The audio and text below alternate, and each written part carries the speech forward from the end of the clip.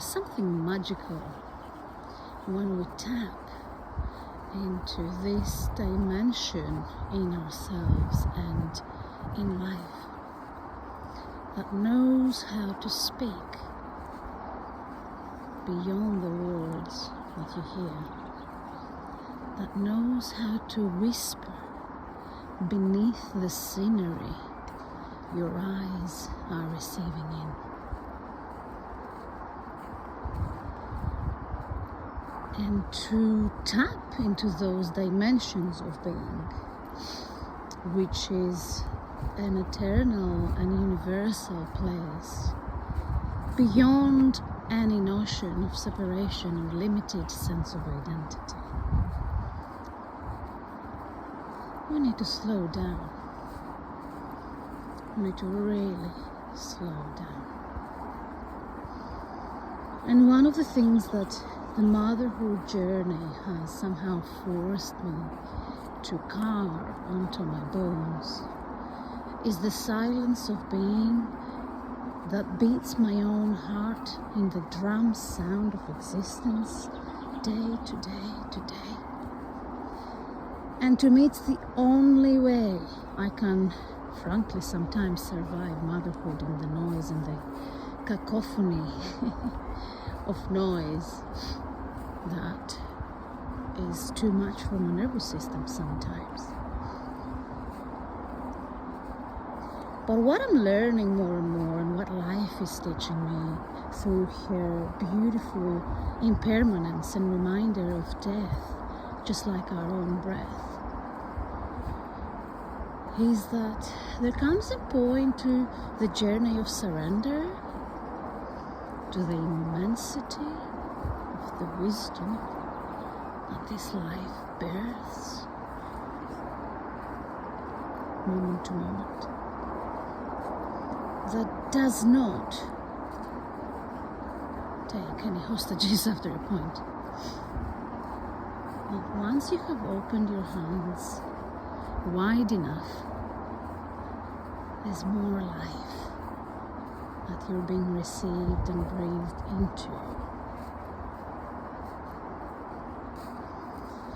What are only asked to do, which I guess isn't easy for a while, is to keep our eyes open, especially when there is difficulty that's emerging in the system.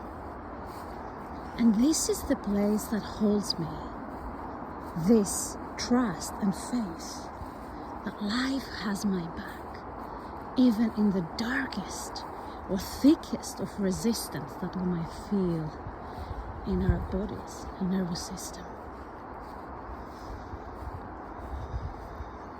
It's a creative way of living life. It's an imaginal way, but the difference is that it's not imagination.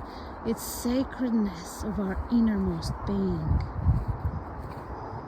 And it's like an invisible thread that keeps returning and keeps weaving you back to a sense of center or stillness that has no name, and yet it's called everything. Or that has no place, and yet it's everywhere. You are everywhere. If you have the eyes peeled to look carefully.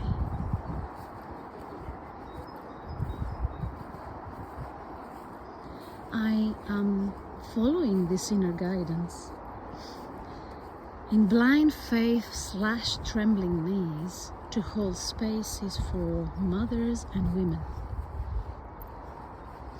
And I'm given very tangible proof and evidence that this is my next step.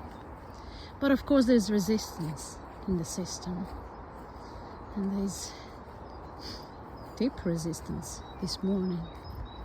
And I love how she speaks through us in very loud ways if we forget to hear and listen to her magnificence and wisdom. So I was sat in my room, sitting with a really thick density that was calling to move through my body and my eyes through tears. And then my little one came in, and I was noticing there was a holding of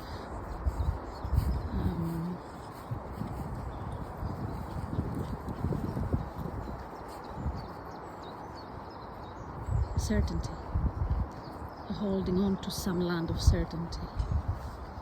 So I was letting that move through me and holding space for it all.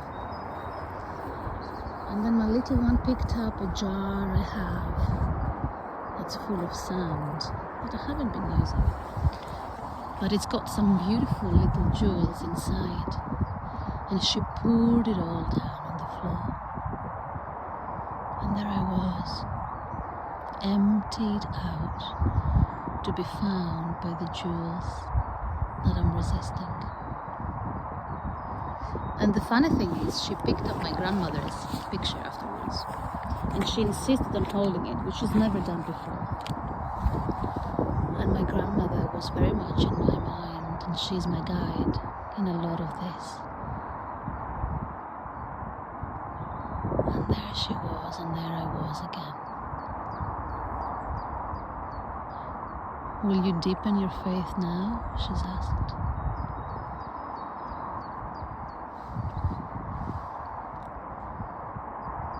And so I ended up for my walk from a different place now, a more open, a more spacious. The trembling kind of resolved itself. And then she's given me the new title for my upcoming gathering of mothers, which wasn't my initial title.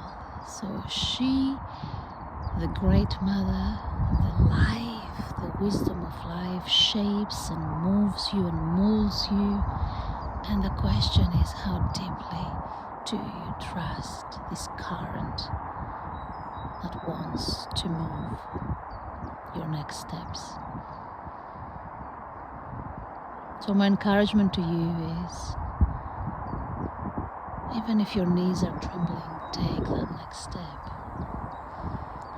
Even if you're scared of the outcome, can you trust that all of this green around you and the sky, the limitless sky above your head, will hold you? It cannot not hold you, because it is you.